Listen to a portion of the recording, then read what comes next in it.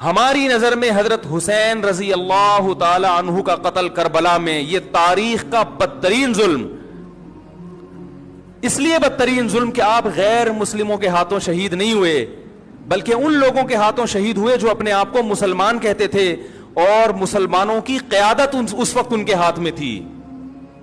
حکومت ان کے ہاتھ میں تھی۔ لیکن اس ظلم پہ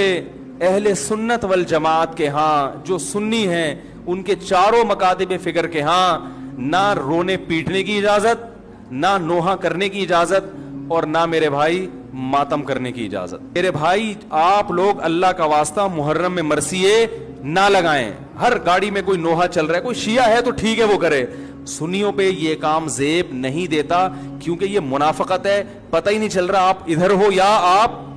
ادھر ہو،